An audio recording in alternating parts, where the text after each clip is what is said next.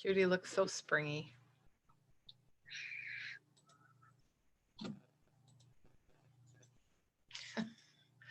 This is a weird Judy delay. Looks so springy.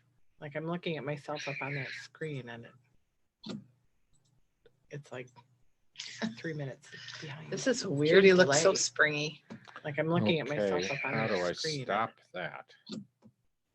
It's like 3 minutes behind. This is a weird Judy delay. Looks so springy. Like I'm looking at myself up on How that do I screen. stop that? It's like 3 minutes behind. This is a weird. Okay, there we go. Now, if I have this small enough, will I still see chat if it pops up? Maybe not. I want to.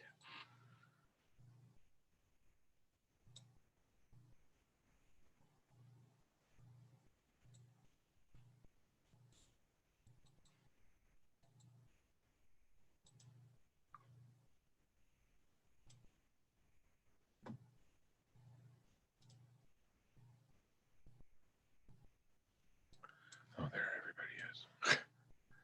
Lost you for a second.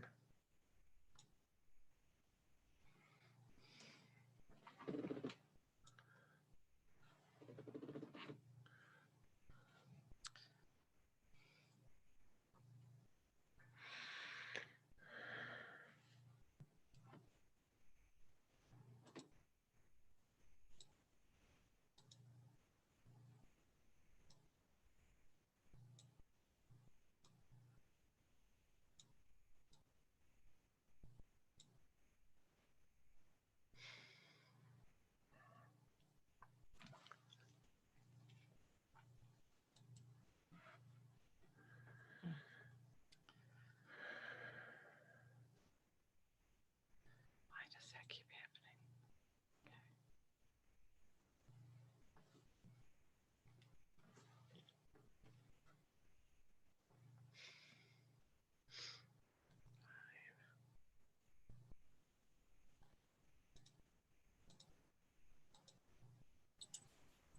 Okay, I put you all live. So I put you all live. Really?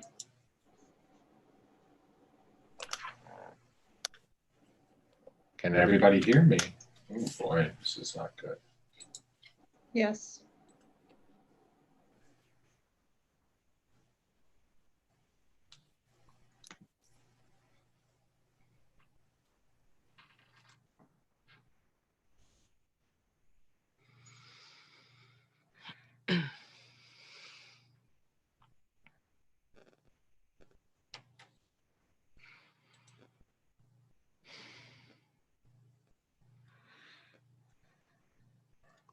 Okay, we're going live.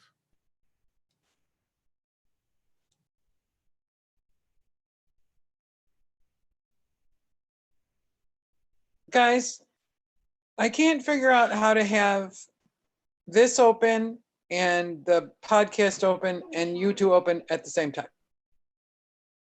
You don't need I'm hanging up from you because I can talk to you over here. YouTube. Okay, bye. Okay, but I will Does need. anybody have an answer for me?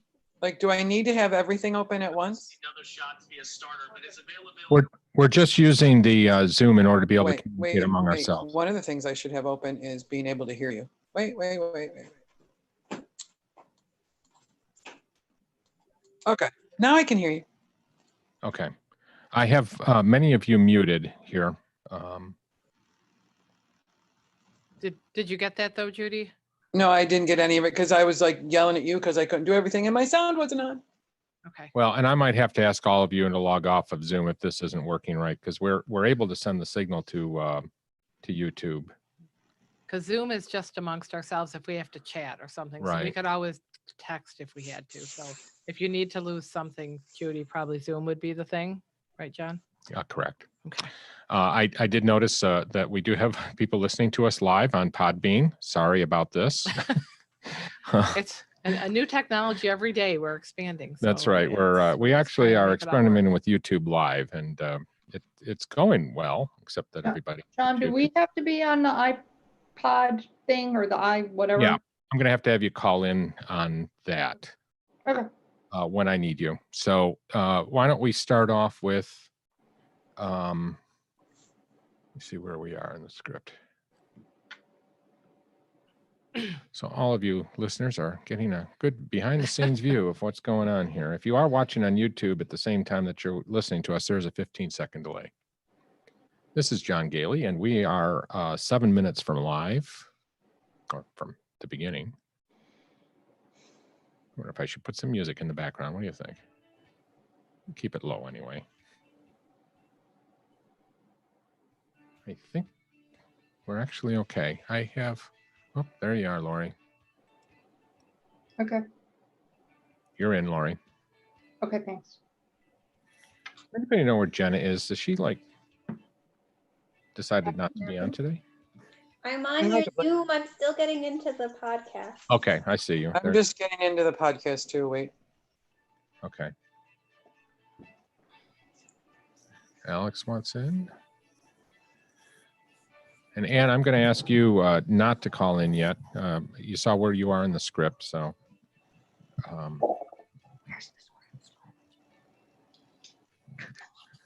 Okay, well, I'll let Ann in. Hang on. John, where's the script? Ann, you're in. So make sure you turn me off in the background. Mm-hmm. Laura, you don't know where the script is? Ooh, we are very active. So somebody's. Good thing we have some talents because we're not that good at technology. Not all of us, but. So make sure that I am. Not. I think whoever did that took care of it. Ann, are you there? Yes. Okay. Let me see who I've got. And again, for all of our listeners, and we already have. You got a lot. We already have 12 listeners here, so we are so sorry. we are so sorry, but thank you for putting up with this. So you're going to get a behind the scenes look. And if you do go to YouTube Live and look up John Goehle with my last name spelled, you'll get a live view of us. Oh my gosh. Of us doing this. Oh, heavens. And you know, I've got my self. Well, don't worry. Judy's turned off her camera. Alex doesn't have his on. Jenna doesn't have his on, and you don't have yours on. So the only people that are live are Lori, Sue, and myself. And Laura and Sue, you might want to turn And I've got yours you off. in 2 cameras because of the Zoom, or I've got me in 2 Yeah. cameras. I'm going to take Sue I out. don't have a problem being uncambered as long as I figure out how. Oh, I can do it. Bottom left, Lori. Where it says start video.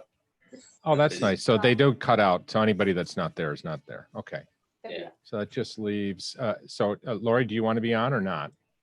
I just took myself off. Indeed. There we are.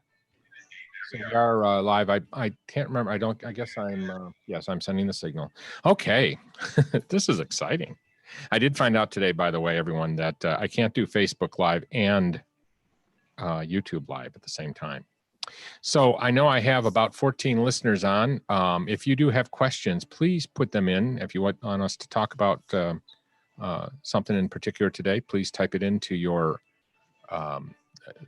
chat window, and or email to ASC Podcast. I'm sorry, email to comments@ascpodcast.com, and we will I'd be glad to address that. Where's the script? Now, what's John? up? I emailed you a link to the script today, but can somebody email Lori? I also just emailed it to her. Okay, thank you. Thank you. Now this one here, is this the YouTube? That's what's on YouTube right now. Yeah. We'll have to do it different next time. Look, I mean, look at me in the background. Well, I can change the view. I just can't Yeah. find you. Oh, there it is. I'm going to change the view. We have all kinds of cameras in the studio here. So Yeah.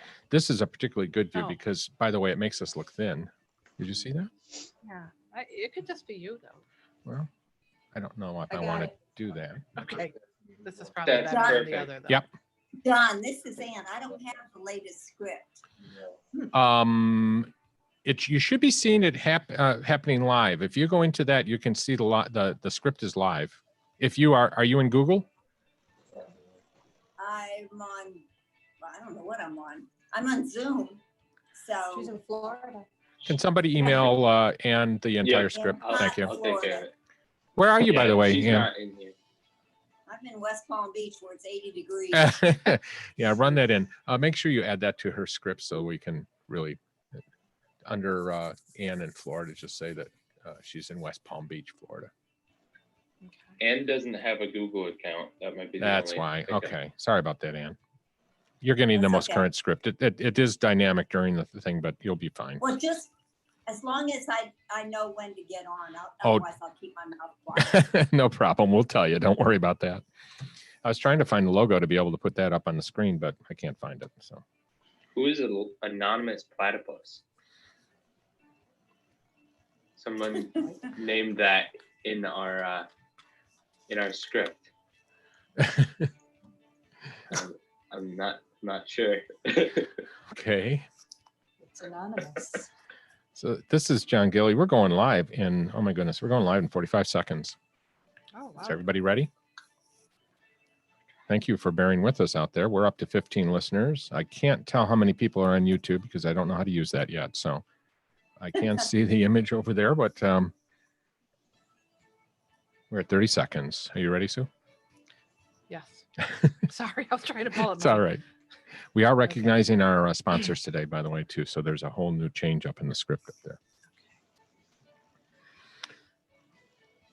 We're at 15 seconds. Everybody all ready? Yes. Zach, I know you can't speak, but just wave or something or text me. I can't even see you, so hopefully Zach's ready.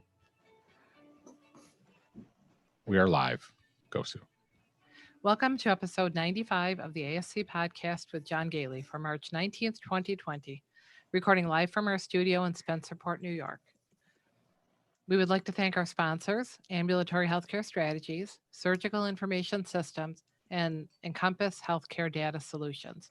For more information about our sponsors, please visit our website. This is Sue Cronkite, Chief Researcher for the ASC Podcast and Senior Nurse Consultant for Ambulatory Healthcare Strategies. And I'm with John Goehle, recognized as one of the nation's leading experts in the ambulatory surgery industry.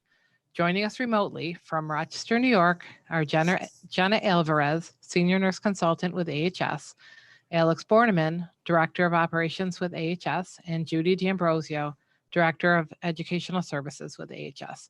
From Cape Cod, Massachusetts, Lori Rodrigues, Director of Clinical Service for AHS, and from West Palm Beach, Florida, Ann Geier, Chief Nursing Officer for Surgical Information Systems, and from Atlanta, Georgia, is Zach Kalaritis, Financial Consultant with AHS. So we have a crowd. We do. I'm very excited. So thank you for, we're up to 19 listeners right now. It is growing. Thank you for all of the support that you have for the ASC Podcast. We have tripled in the last week and a half, our listeners. And we owe that all to you and the support that you have for us. So thank you for supporting us. Thank you for passing the word on. Thank you to our sponsors for helping to pay the bills here during this tough time as we increase our technology. If you are looking on YouTube right now, you can see what our control room looks like. And you can see I keep adding more screens. Sue gets a little crazy with me after a while because, I mean, I can barely handle it. And you can't even see all the screens. There's still more off to the side. So we're just waiting a little bit for more listeners to come on board. So we'll do a little bit of banter. Please, another thing, Alex, we just lost you. If we don't answer your questions, well, first of all, if you have any questions, please enter them into the chat thing in your, because I'm pointing to it on the screen and you're all using cell phones, but you enter it into the chat function on your cell phone. We will see it live here. Send an email to comments at ascpodcast.com. Sue is monitoring that on that screen way over there. We're also monitoring all of our email accounts. So, if you can't figure some of these things out, just email us. Hopefully we'll be able to see it.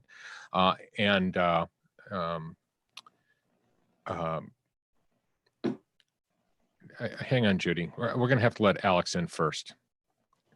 And we'll try to answer on air. So any questions that you have to start, we'd appreciate it. Telling us. One thing that I did want to point out is how important it is to visit our website. I know most of you are, since our website is causing some challenges right now. Your sister. And What's happening? Please visit our website at ascpodcast.com and follow the links on it. Actually, let me show you what the website looks like so that you know where to look.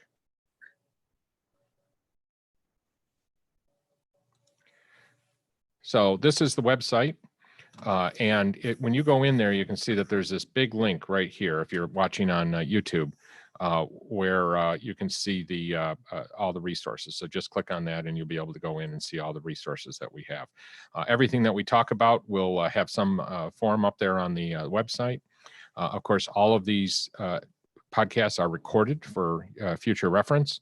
All of the live podcasts that we have done over the last week and a half are available at ascpodcast.com and, of course, through our podcast, through all the major podcast channels.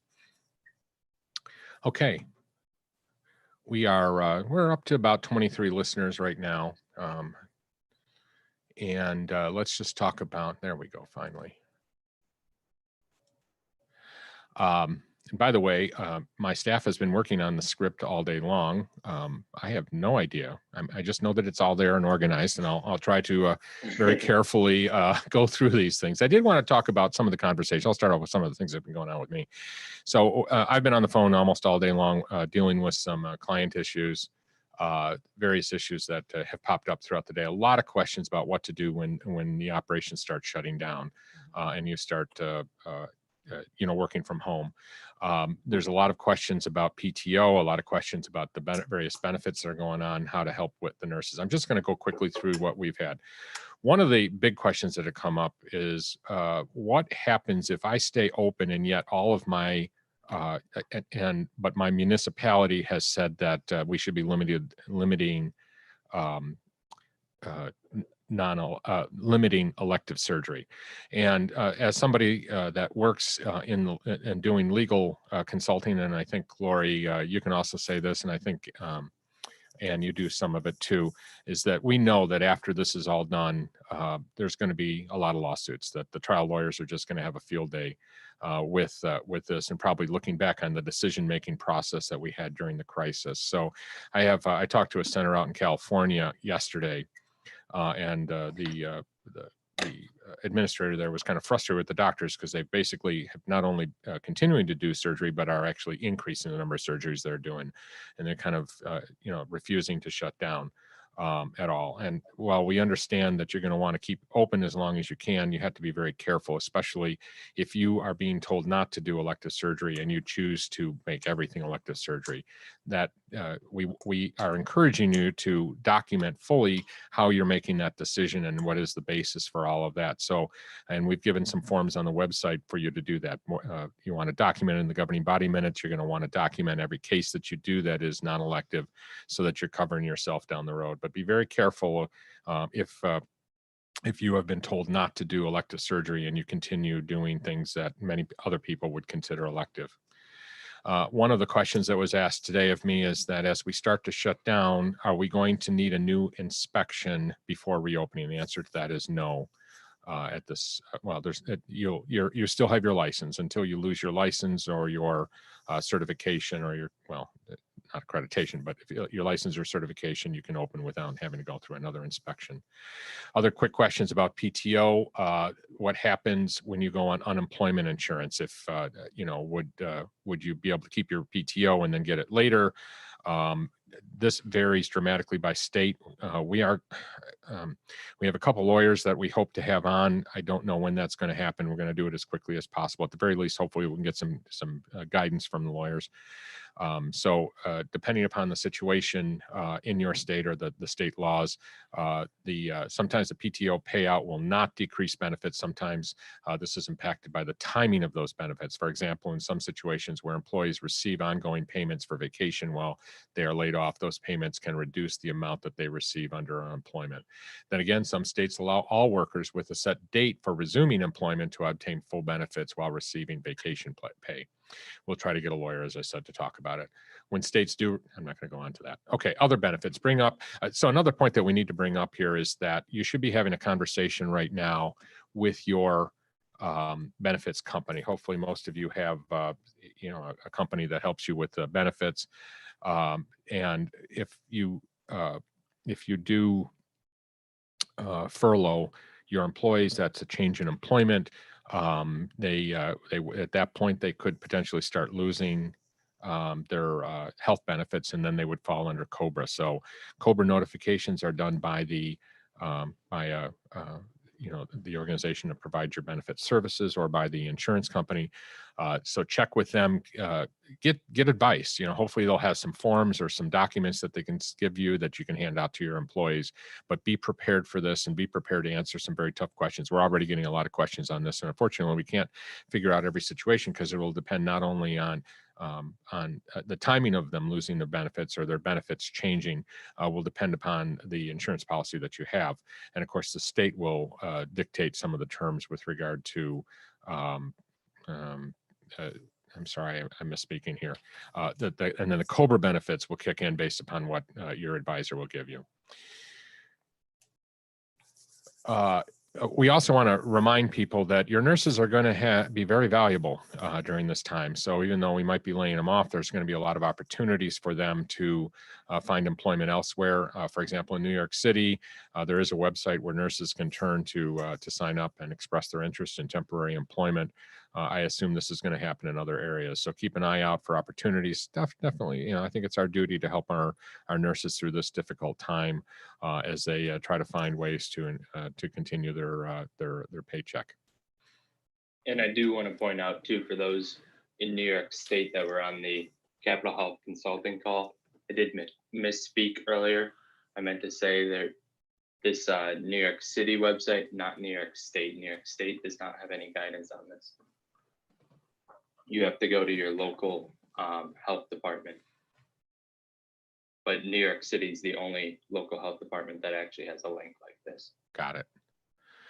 So thank you, Lori. We had a question today about ACLS, PALS, and BLS, and one of our centers, of course, with Murphy's Law, all of their certifications end very shortly. They were about to go into retraining, and they wanted to know what to do.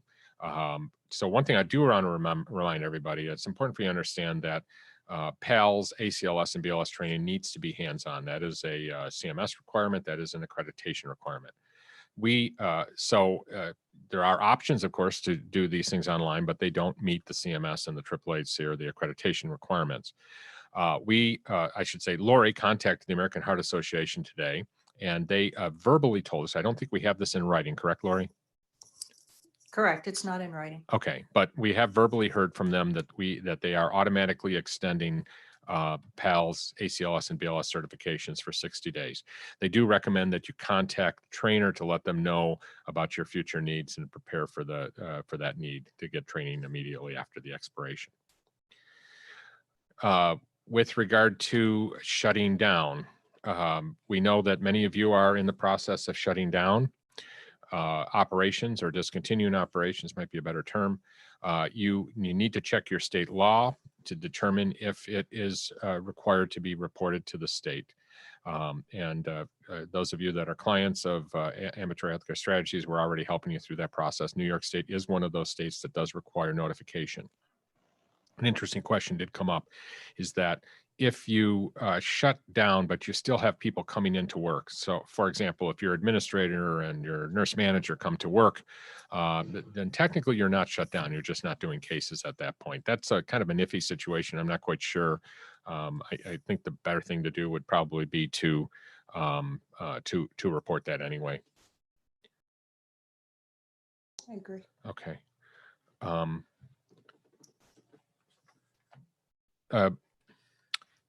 Can you just ask somebody? I'm sorry. Oh, I didn't know if you had to do it, the live link. Oh, can somebody email Jeffrey a live link to the podcast? He's having trouble getting He's in. having problems getting in. Sorry about that.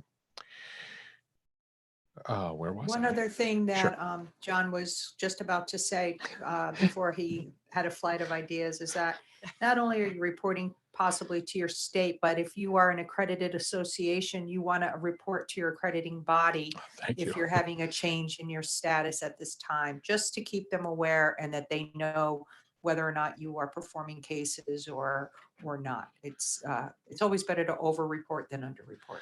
Lori, while we're on that subject of accreditation, can you just kind of tell a little bit about your experience today? Because you said that that they are still doing accreditation surveys at this point. As far as I know, they are. I am a surveyor for AAAHC, so I can only really speak about them. And I am scheduled, as is my life safety partner, to do a survey on Monday. And we have not heard that it has been canceled. So we have another 24 hours, 26 hours since of where they live, but as to whether or not we're moving forward with this. So as far as I know, and again, my life safety inspector, we are planning on being there next week. Surprise, whoever you are, I'll see you there. But so that's something else to take into account. If you are an organization that is expecting someone to walk in your door, they might, I guess, especially if it's a deemed status or if it's a follow-up deemed status survey. So that's all I can tell you based on my experience as of today. But maybe we'll learn more. We have some more training supposedly tomorrow, but right now we're coming. Right.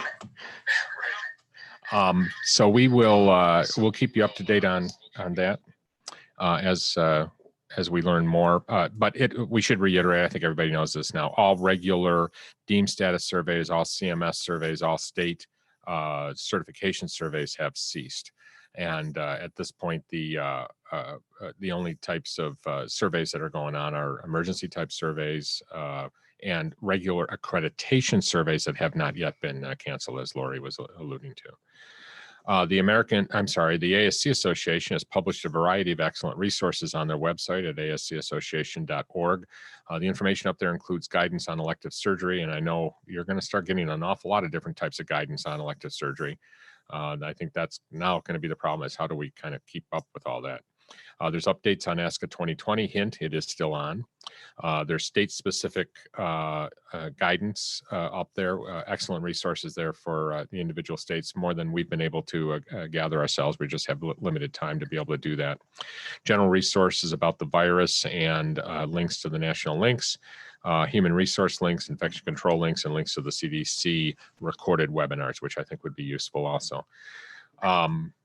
Okay, I'm going to bounce to Lori and Jenna to talk about post-operative phone calls. So any of our clients, we sent this out in our email this morning, but one of the things we're recommending is now more than ever, your post-op phone calls, use those to, use those as a critical part of your continuity of care. Make sure that you're asking patients if they're having any COVID-19 symptoms and document that in their record or in your records.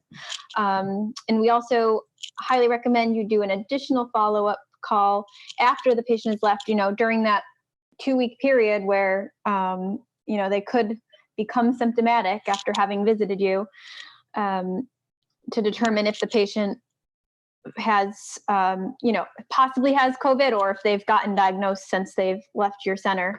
And we have a form that I think has already been uploaded to the website that you can use. Thank you, Judy.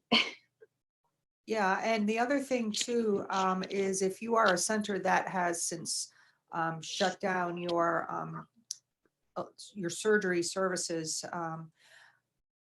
this is an opportunity to look back. I would suggest maybe going back 2 weeks to the patients that have come through your facility, just to give them almost like a wellness check. If you have the tool, great. Make your own if you don't. Just to see how they are. Perhaps they had, no symptoms and now they do. And it's just to give you a sense of well-being for the other patients that were in your center, as well as your staff that may have been in contact with a patient that has come down with it now. It's not necessarily a post-op infection call at this point. It's just a wellness call. I think that would be a wise move, and it's also a good utilization of your staff. I think we might bring him and, on. You know, to keep them Pardon? on your payroll.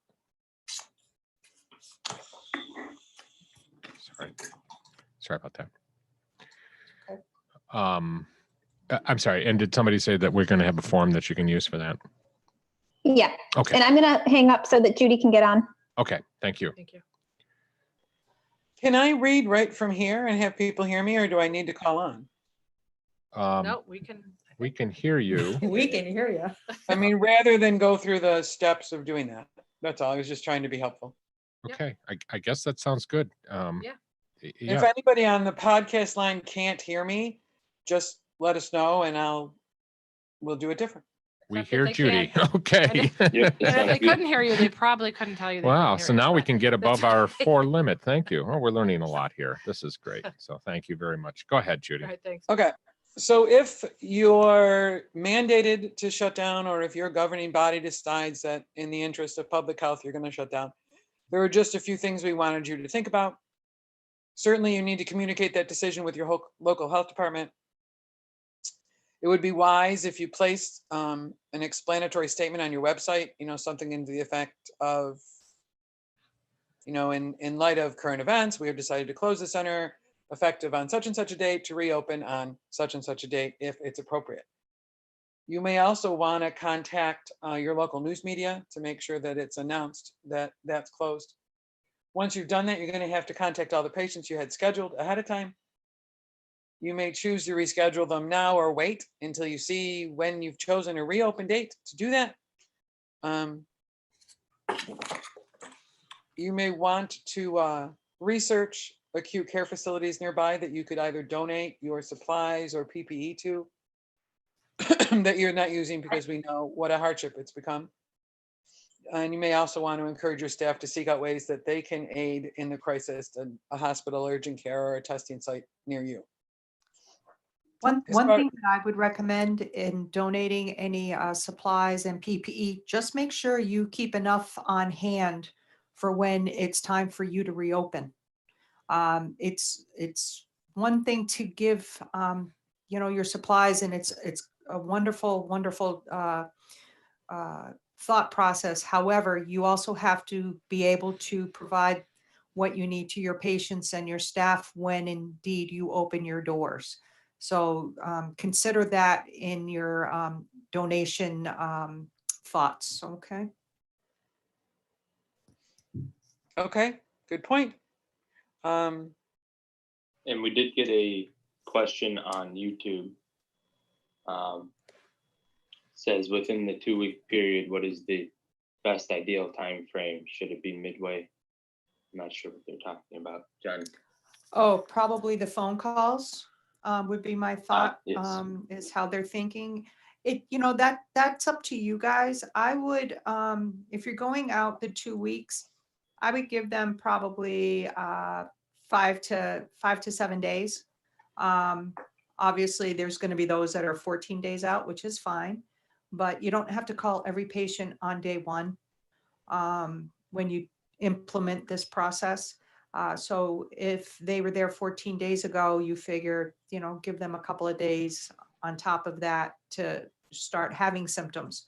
And not to get those symptoms confused with post-surgical symptoms, because sometimes our temperatures go up because our body's in the process of fighting off infection and fighting the breaks in their skin, et cetera, et cetera. So I would wait at least 5 days from their That's all right. their I can see surgical it. date, It's all right. if that makes sense. That's just a suggestion. Go ahead, Lori. Judy. Okay. And once you've done those things, check with your own state to see if you have reporting requirements. We've gone over what New York's requirements are, that you have to report to night ports if you shut down. That's going to be different by state. So you're going to want to check to make sure that you've reported this closure temporary or not to whomever needs to know that. So once you've done that, what are you going to do with all of the people? So we have some suggestions about what you can do with the employees you keep in your center, although you no longer have patients. Now it's a good time to use some of that time to work on some key activities. First of all, do a thorough cleaning of the center, all of the areas. Do it with your environmental service surveillance form in hand so that you can update that form to places that may have been missed. This is a good time to make sure that we're as clean and neat and uncluttered as possible. This would be a good time to do your annual education. If you haven't done it for 2020 yet, we can give you the resources you need to do that via Zoom, via Skype, via WebEx. We're here for you. Just let us know if you want to use that time to do that. Do other in-services for your staff. AHS has a complete library of relevant training, so we can send you whatever you're looking for. Just let us know what you need. This would be a good time to begin to cross-train your staff. By doing that, it improves, the employees' awareness of what else goes on beyond their own little bubble, and it will increase your flexibility when scheduling gets rough. Again, on my list was to consider reaching out to those patients who had recently undergone surgery, certainly before this nightmare began, and to use that patient check wellness form that we have that we've all referred to now several times. You may want to use this time to initiate some kind of a mentoring program, have established employees work with new employees or underperforming individuals, and that could truly benefit from the additional attention and support. Use this time to review and update essential files and resources. Your employee files, your credentialing files, have somebody go through your SDS book, make sure it's current and up to date. Your IFU manuals, make sure you have everything in there that you need for your equipment. These are critical parts of our business, but unfortunately we don't always have the time to get this done. So now is a good time. See if you'd like to go through competencies on your staff. There is no law that says it can only be done once a year, and refreshers are always useful. Have someone go through your supplies, your equipment, your medications for expiration dates. Make sure that those things are up to date as much as they can be. So there are things to keep you busy, even if we don't have a patient load. If you have elected to assign some of your people to work from home, I just want to remind you, be sure that the activities you give them don't breach any HIPAA laws. You cannot send protected health information home with any of your employees. What you can have them do is, if you have an employee qualified in nursing or critical care, have them do a complete review of your policy and procedure manual. If not, have someone go for grammatical and formatting errors. Have somebody spend the time on it, and then have them compare your table of contents with that for your accrediting body, whether it's AHAC or Joint Commission or whatever, to make sure that you're in good shape. You can hold your QAPI meetings via video chat, just like we are here. You can hold board meetings this way, just like we are here. Have staff meetings with your staff, even though they're home and you're not. Encourage them to work on their CE credits if they need them. Again, have them do the online training in infection control or PALS or ACLS, something that keeps them up to date and working. Give somebody the task of researching infection control guidelines, quality improvement protocols, risk management concepts. Have them prepare little in-services for each other, so that you can get together via WebEx or conference call and everybody has something to share. It keeps them involved in each other as well. Have somebody go through both your internal and external communication lists and make sure they're up to date for emergencies. One of Alex's ideas, promote team culture with video-based activities and games.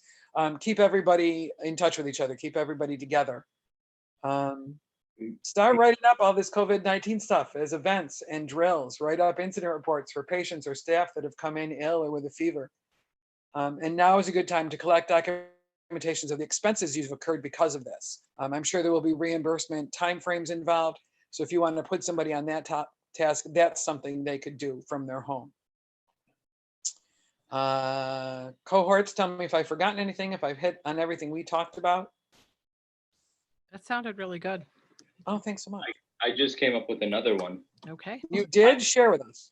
Life safety. Who Oh, wants to learn about life safety while they're at home? Yes, we have this really, really great life safety schedule. Go through that and make sure that everything's done. Good idea, Alex. You don't want them to quit, though. yeah. Yeah, No. I like that whole cross training point you made, Judy, too, though, because that's something we've talked about before that improves communication so well. So that's a great time to do that. Yeah, it not only makes each of your employees appreciate what the other one does, if you get into a scheduling jam, at least you have somebody there Yep. for you. You know what I mean? It's worth the time and effort. I agree.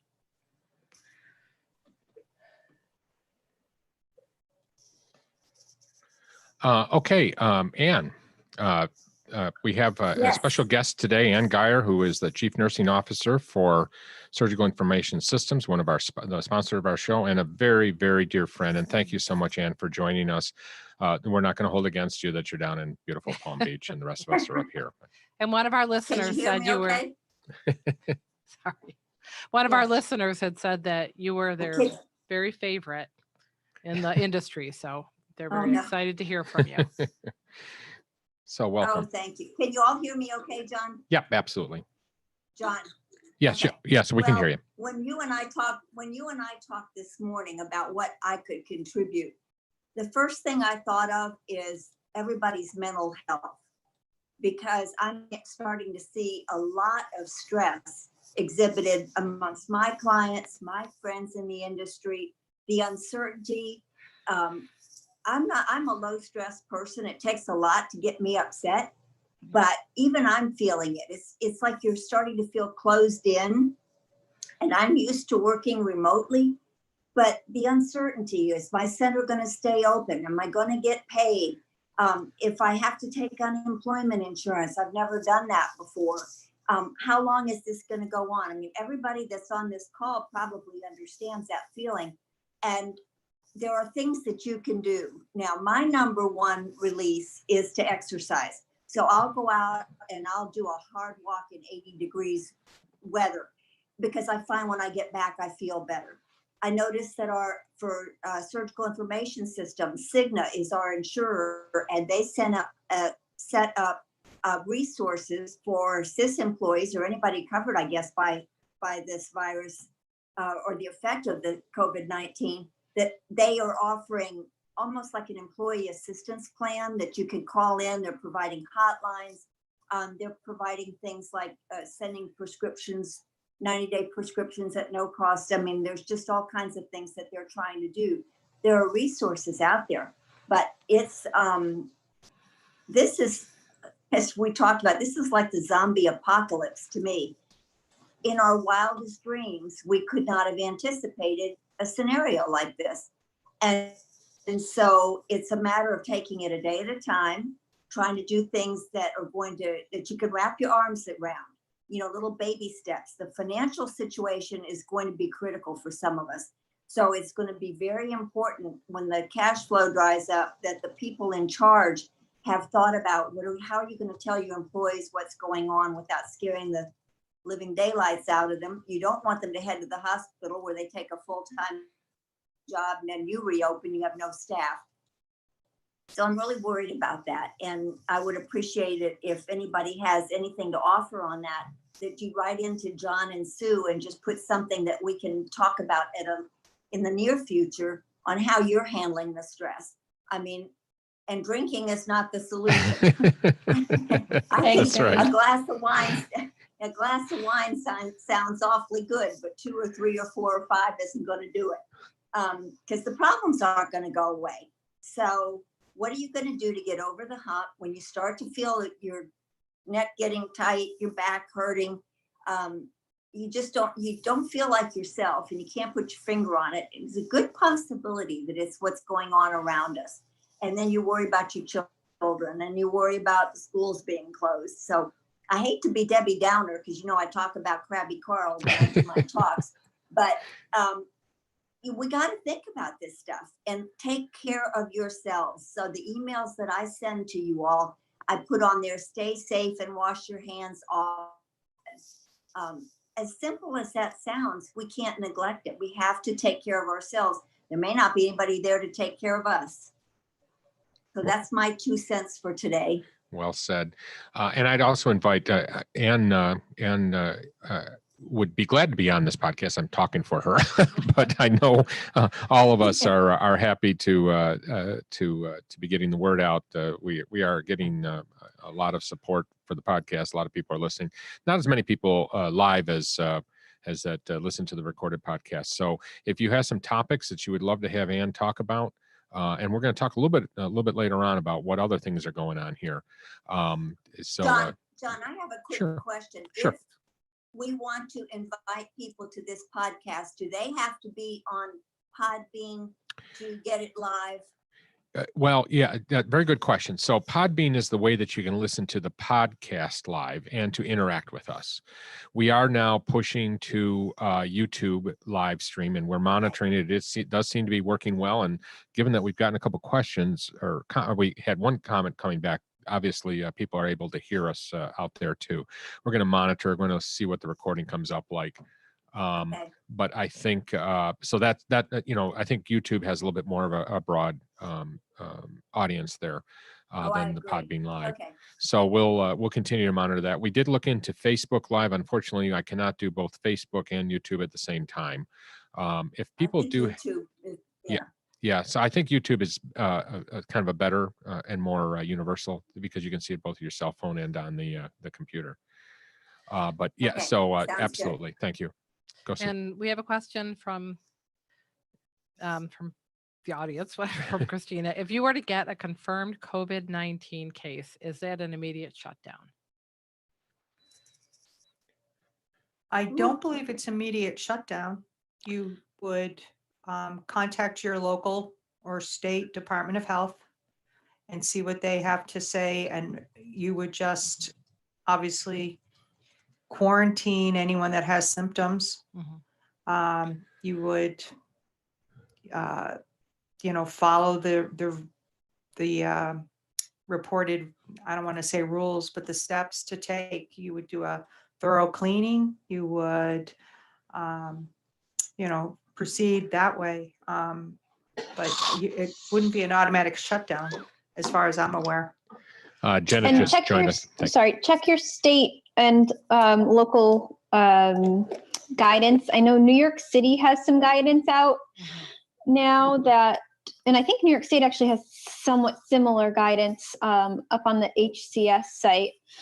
In terms of healthcare workers, there's some exemptions if they've had contact with people who have COVID-19. Okay. In And terms of not having to quarantine. Mhm. There was a follow-up question: does it matter if it's a patient versus an employee? No, I mean, obviously an employee would have a lot more contact with other staff members and doctors versus a patient who would have a shorter, time frame of being able to infect your staff.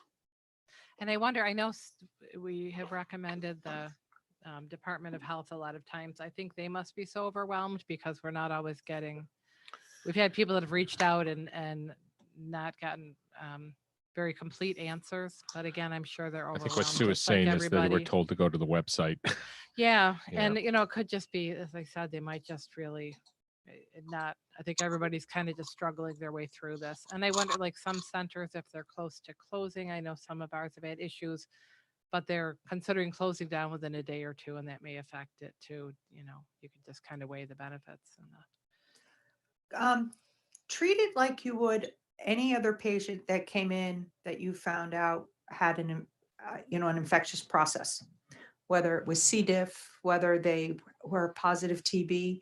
What you would do is you would isolate, you would terminally clean, and you would practice safe, use your PPE and safe hygiene.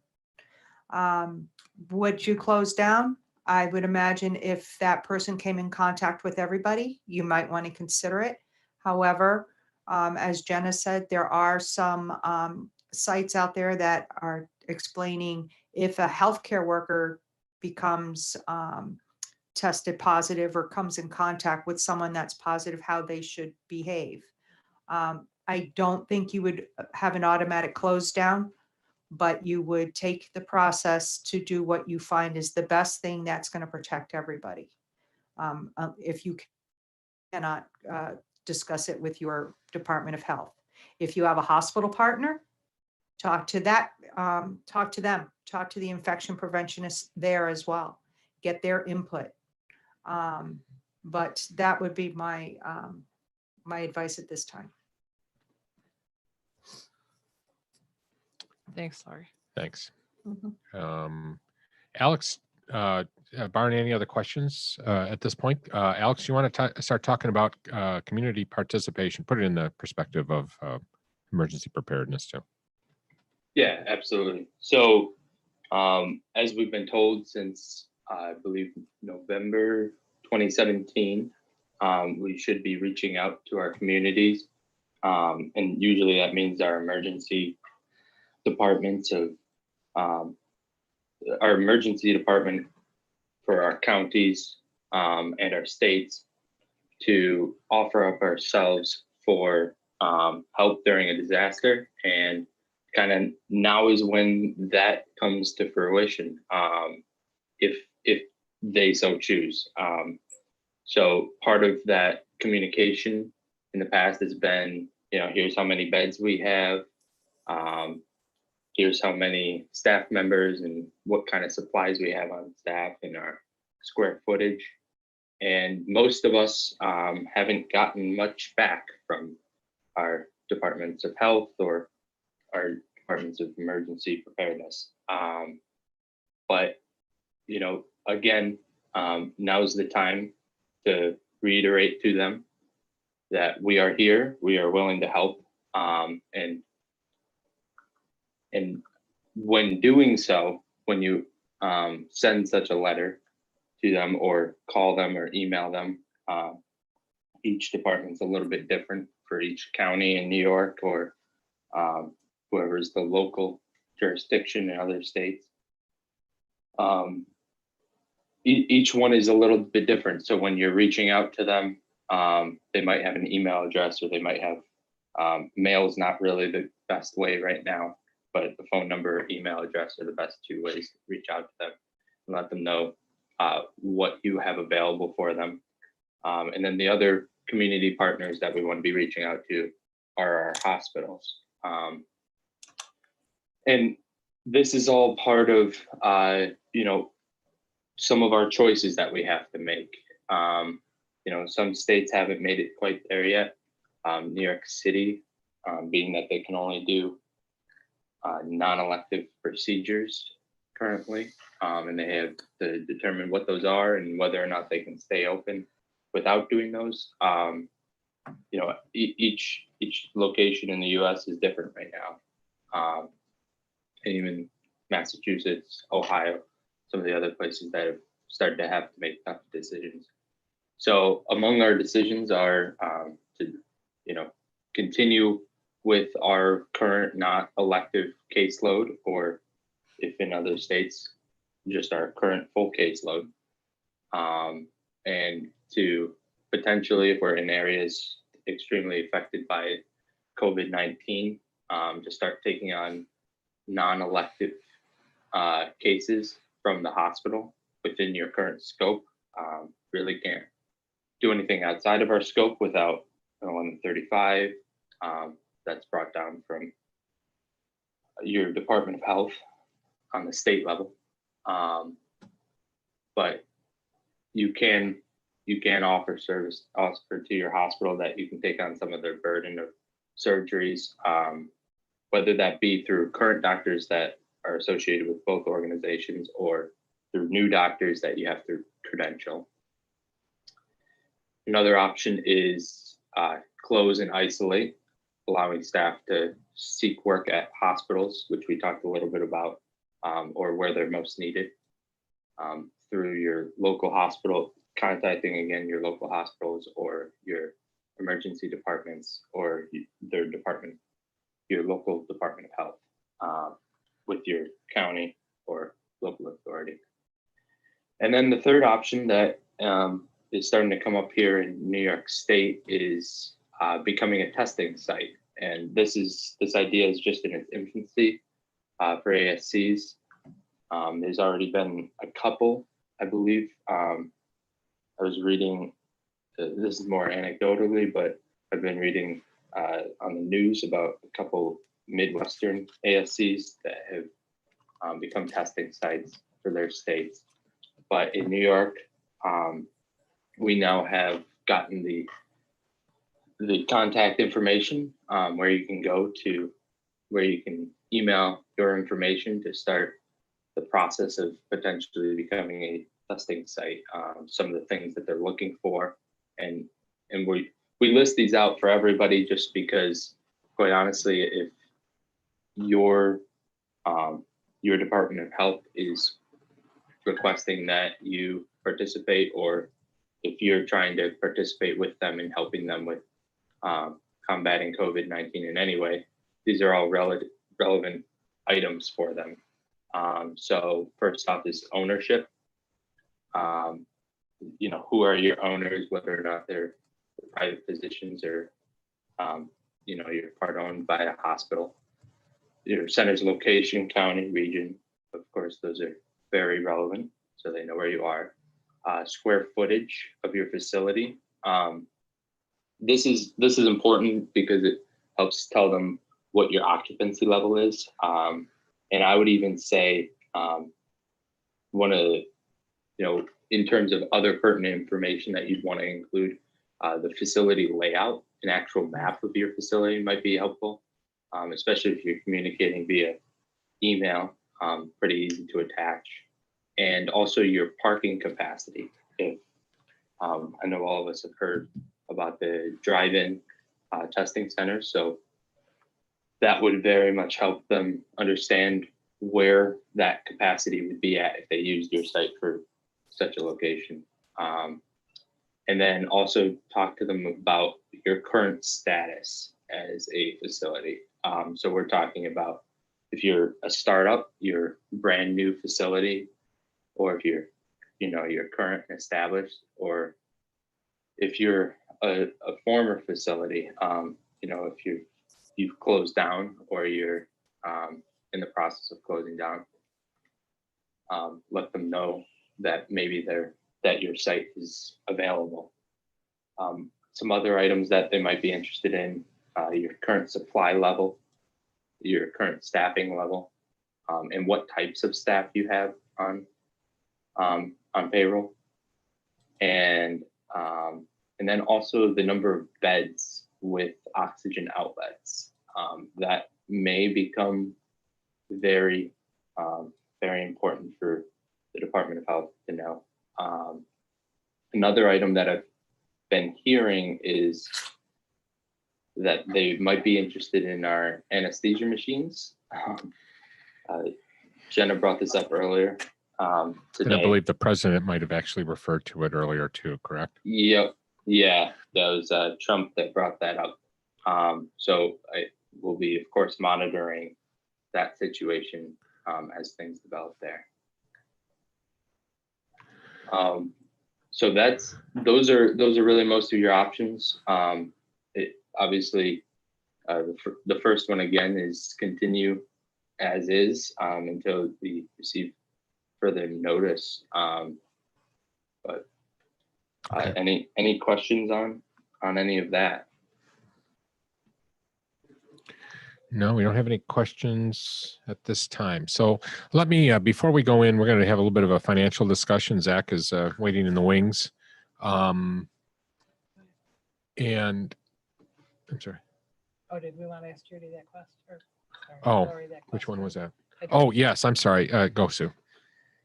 We had a question through the email about hydroxychloroquine. I'm not sure if I'm pronouncing that right, but have you heard anything about if that's really a possible answer, Lori?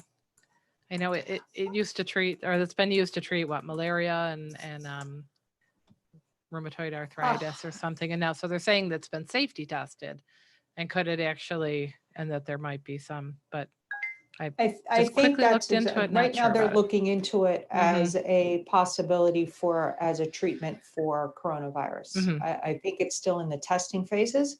I don't know that it's been proven, yes, this is it, and, set up and go, but I know the president has talked about it. Mhm. And it is something that is in the works, but nothing that I've heard definitive.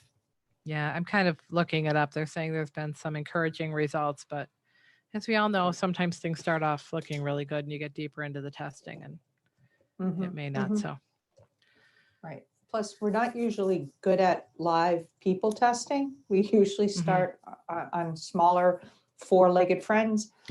So, this is, a whole new arena for them at this time. But I guess the one, at least they're trying. They're trying.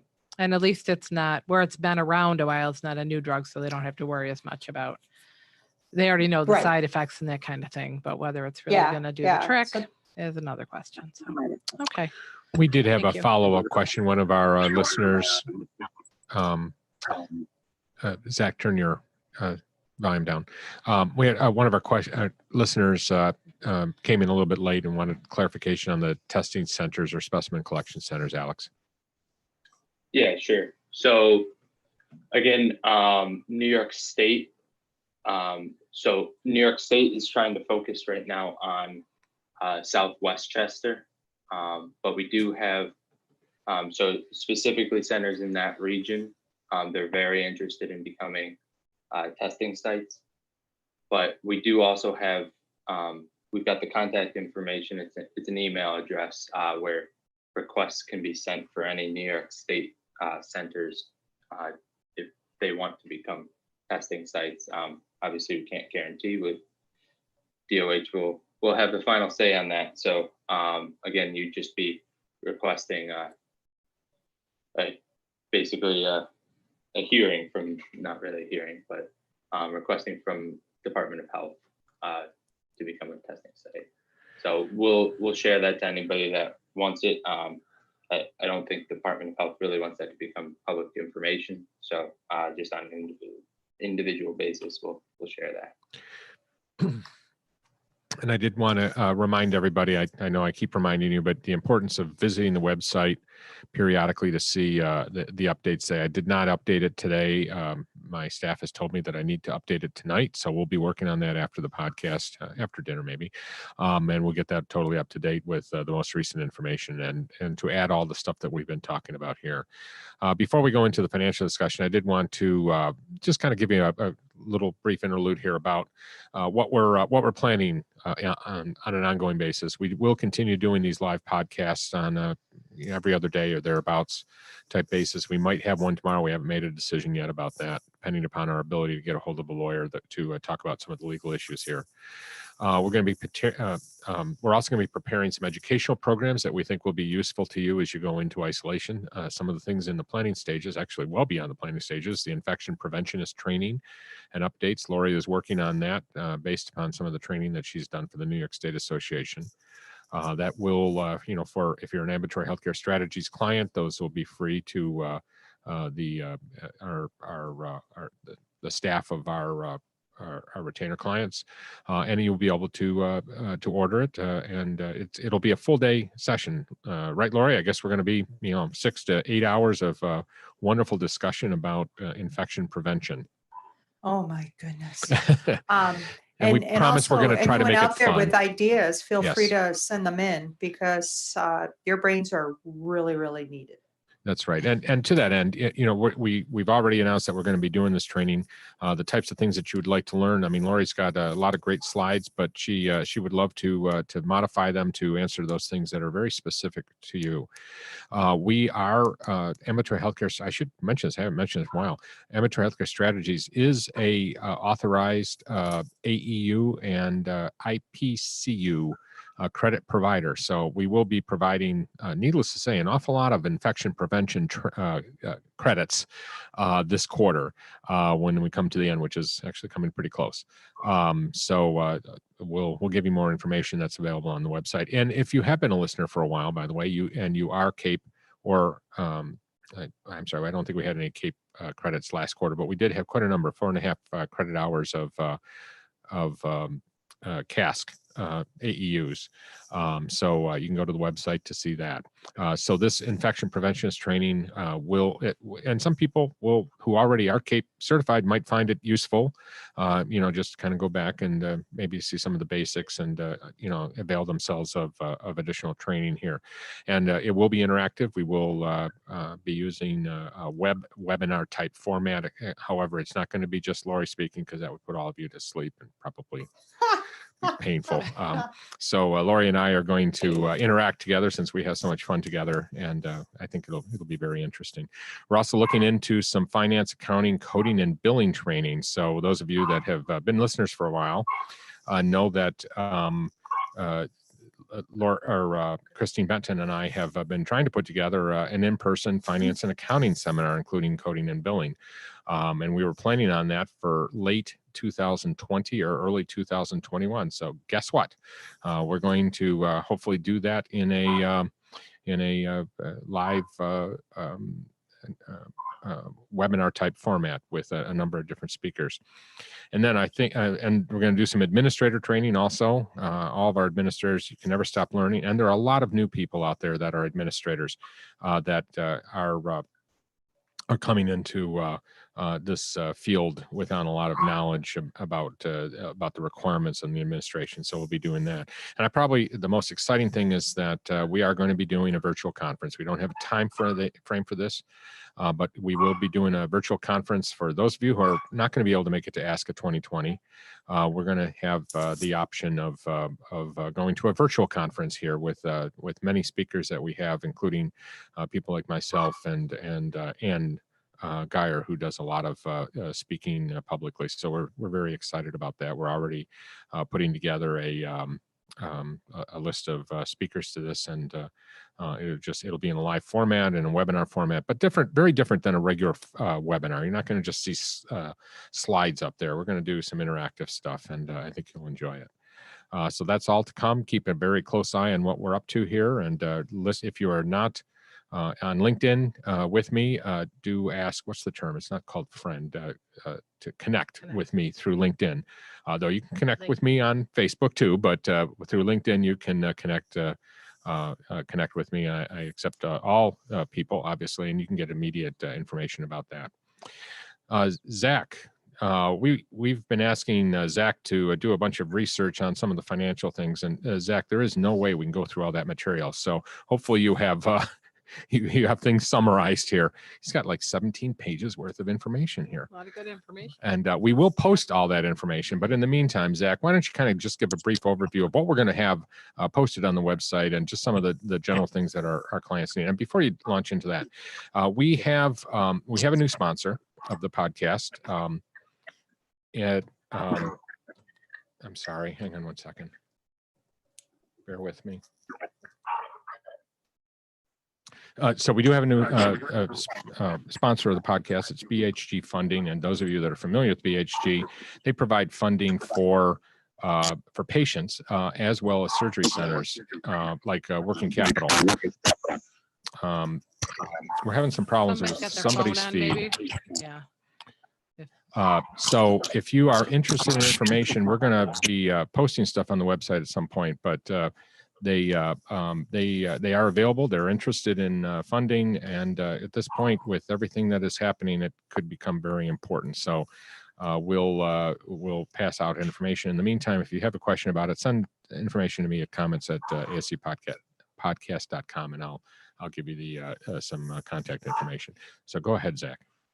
Sure. Is everyone able to hear me okay? Yep, sound good. Yep. And I know you don't have a dog, so it's not your dog in the background. That's right. So I guess to begin, on one of the earlier episodes this week, I had talked about some resources that come from the Small Business Administration. I guess one small clarification I would have for that is some of these programs that are listed on the Small Business Administration website are specifically related to coronavirus. Some of them are just general assistance programs that they offer. So be aware of that. Some of the specific ones for coronavirus deal with small business, a small business administration working directly with state governors to provide targeted low interest loans to small businesses. They help small businesses gain access to capital. There are plenty of resources on their website. Hopefully we'll be able to post a lot of these links that Yep. they have. Let's see. They also provide local assistance by at least putting businesses in contact with their local branches of the Small Business Administration. They have a directory on their website for local offices. Moving on to just some general federal guidelines that have been posted. Some from the CDC. There's a coronavirus response toolkit. They have plenty of useful information that comes from there. Some of it comes from the U.S. Chamber of Commerce. They have a pretty extensive website with plenty of links and so forth that come from there.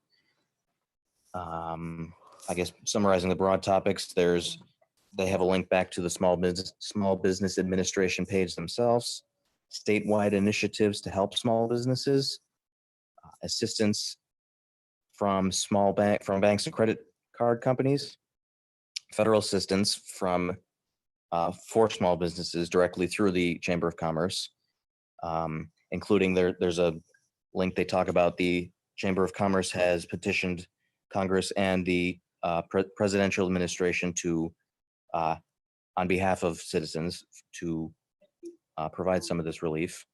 They also point out that there has been tax relief opportunities having to do with at least an extension of businesses and individuals having to pay their taxes. Some additional just general information is this proposal by the Trump administration to send money to every citizen. This was first announced, I believe, Tuesday, and as of today, the update was they hope to get this going forth in the next 3 weeks or so. And if the need should still be around in the next 6 weeks beyond that, they said they would potentially send money again. So they would do it ongoing, hopefully. And part of the along with purpose of that this comes too the- is Sure. is to make sure that we're encouraging people to continue to spend money out there and to keep that economy going. For sure, yeah. So along with that comes the Families First Coronavirus Response Act. This is a new bill that as being signed into law, taking effect April 2nd, to provide certain employees with paid and unpaid leave and protection, job protection rather, during the whole COVID-19 pandemic. Let's see, this would provide, among other things, an emergency expansion of the Family Medical and Leave Act and an emergency sick paid leave for employees rather. Moving on, I have some specific resources that for New York State, if we have time to go into that. I don't know. I think what we'll do is we'll post that on the website. Our Sure. listenership is starting to Absolutely. drop a little bit here. So we had a peak of 51 here. We're down to about 20 right now. It's still pretty We're good. hitting that 5 o'clock time. And we're hitting that 5 o'clock time, right? Is. And I haven't eaten all day. So, well, I had that hard-boiled egg. But does anybody have any questions for any of our speakers today? And does anybody want to call in? We'd certainly be willing to. We have all of our slots are taken. Zach, actually, would you log off so we free up a thing? I can Sure bring you thing. back on Thank if you, they have a Zach. question for you. But thanks. Sure thing. So we do have one line open for any questions that we might have, and as well as we're monitoring all the questions on all of our feeds. I don't see any at this point. Anybody have any last minute comments? I would just like to thank everybody for, first of all, putting up with our technological challenges here. We're learning very fast, but we're very excited about the opportunities that come from this. I think, I've been in the field for 30 years, and Ann being so much younger than I am, she can't say the same thing, of course, but, this is unprecedented. I've never seen anything like it, but also I think it's an opportunity for us as an industry to show how valuable we are to the infrastructure here. And I think hopefully we're going to continue to see all of us stepping up to the plate here, and we hope that we're going to come out of this stronger than ever before. If you are a client of Ambulatory Healthcare Strategies, make sure you continue to be in touch with all of us. One of the questions, or one of the issues that came up today with one of our clients was, if we start laying people off, this was the administrator and the office manager, what about me? Am I going to be laid off? And my simple answer is I don't know how you could possibly lay off the administrator and or the nurse manager or the office manager, because somebody's got to keep those, keep the doors, literally open. At least, be able to respond to, the various needs, and to be able to ramp up very quickly. Organizations such as ours, of course, will be able to keep things moving in the background during this whole time, but ultimately you're going to need to have somebody responsible for that. So for those of you owners out there that are thinking, I can leave all my staff, I don't think we can go all the way down, but but definitely make sure that you are monitoring your cash flow. Somebody's got to be writing the checks, to pay the bills, and of course, any advice that we can give you, feel free to call, email, etc. And to that end, we really want you to send comments at ascpodcast.com, anything that you would like us to talk about. The big topic in the last couple of days that we've been getting questions about is the unemployment benefits, just that whole process there. So we're going to get into some legal issues within the next couple of days with a couple speakers. And we may end up putting a link to that KBR. I know Zach mentioned it briefly, but I know we were kind of rushing him through that. But the KBR Client Advisory, which is just about the Family First Coronavirus Response Act, but they kind of delved into the extra benefits that people could have, what to do that your employees can take their PTO, or they can choose to leave it. If it's kind of considered a leave, you're not, firing them. It's just an extended leave. And there was some information in there about how the small employers, and I don't know the details on this, but how they would be getting a tax break within 3 months to rebuild up that fund for themselves. And I did want one other question that we had earlier today from somebody. I know we've talked about what people can do during their downtime, but can you give a quick summary of what would be the most important thing? Like, say somebody's deciding over a period of a couple of days, okay, we just have to shut down. Are there a couple of really important things for people to do that they would be, to help them be ready for starting back up again? Or is it just all that stuff that we mentioned, trying to keep people busy and getting? Yeah, that's a good point. And I'm going to call on the three surveyors on the line to help out a little bit here. So what's everybody's opinion on this? I have my own. Go ahead. Why don't you start with Lori? What are you grabbing on the way out the door? Yeah. On the way out the door or the way back in? Well, to get ready for your way back in. Yeah. On your way out the door, so that it'll make it easier getting started up again. Well, I would make sure you have some supplies. I would make sure that you, if you are doing your out dates before you close the door, You're talking about outdated drugs and supplies. Right. Anything that's dated. Right. If you put aside the following month's out dates, so that you have to close your eyes and assume that, worst case, you won't be back for a month, so that they're off your shelf, but they're there if you come back in 2 weeks and to be used first. I would suggest that. I would have open communication with my staff, so that they know that you're going to call them, and hopefully they'll be able to come running with bells on and cupcakes or something. We're on keto. We can't have cupcakes. I forgot. Jen, I forgot. But that sort of thing, so that they know that you're still, in their corner, want them there, that they're your focus as well. That's important, because as Ann said earlier, you don't want them to go to the hospital and then stay there. Right. I think that's important. And, get ready to clean again. You're going to Yeah. have to re-clean before you open your doors. I know And that's make organization, people- you might have to bring an outside company in to help you in that Mhm. process too. You might want to make those arrangements beforehand. That's true. Yeah. getting Yeah, that set up. yeah, exactly. So it's just that sort of thing. And think about your vendors. There's people that you've cut off ties with, your laundry service, your Yeah. garbage disposal. You're going to have to get them restarted. So, have them on speed dial as well. And Yeah, and hopefully they'll be keeping there. track. Yeah, I was just going to say that if they're smaller companies, make sure you check ahead of time to make sure they've made it through. Ann, do you have any Yeah. observations? No, I was just thinking, besides everything that Lori said, do the things that just everybody hates to do. Yeah. And Lori's already mentioned it, like reviewing your policies and procedures. Yeah. Something that surveyors hate is going in to do a survey and finding some other surgery center's name on the policies because they were templated and nobody bothered to read them. Right. And you can divvy that out so somebody's not overwhelmed in doing it.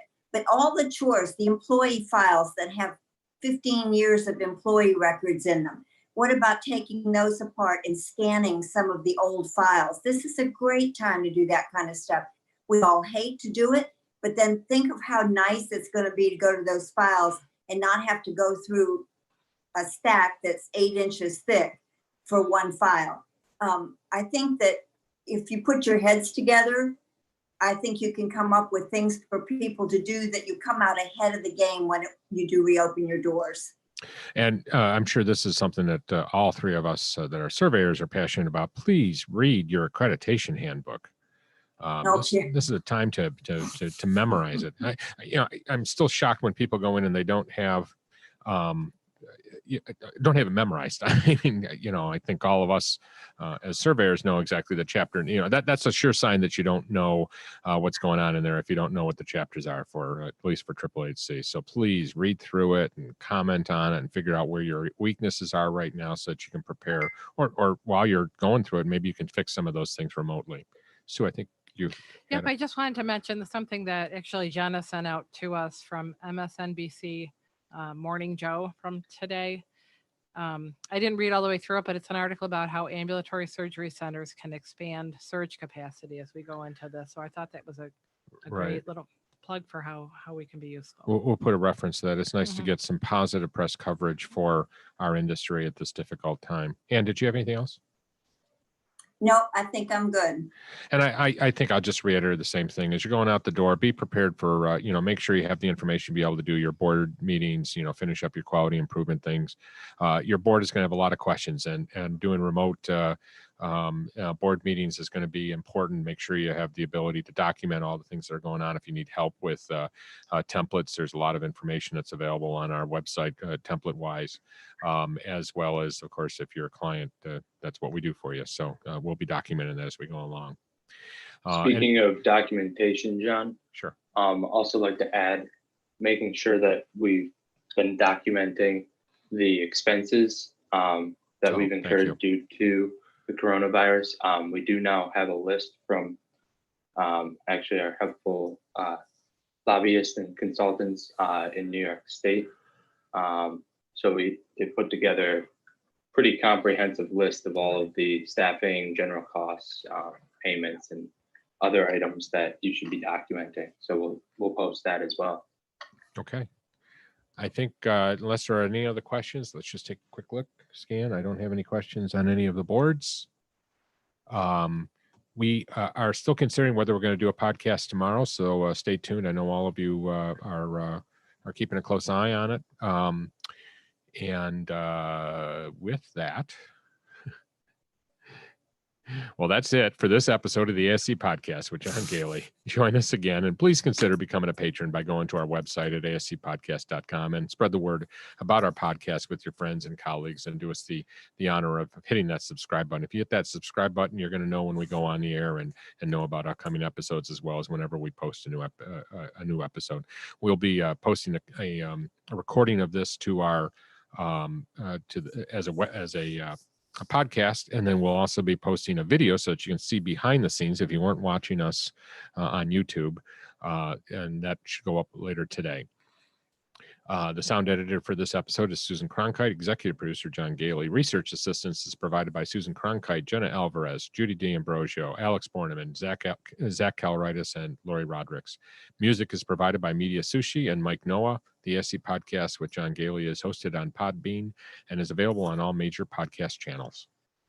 Okay, and the most exciting part. This podcast is an educational and operational tool and is not intended to be a comprehensive resource for all rules, regulations, and standards that an ambulatory surgery center must meet. The advice provided should not be considered as, nor does it constitute legal advice or opinion when reviewing specific situations involving legal and regulatory issues. Attorneys and other professionals should be consulted. This has been a production of Eden Group Development. All rights are reserved. We would like to thank our sponsors, Ambulatory Healthcare Strategies, Surgical Information Systems, and Encompass Healthcare Data Solutions. For more information about our sponsors, please visit our website. If you're interested in advertising or sponsoring the ASC Podcast with John Goehle, please email us at info@ascpodcast.com. We would love to hear your questions and comments. Please email us at comments@ascpodcast.com.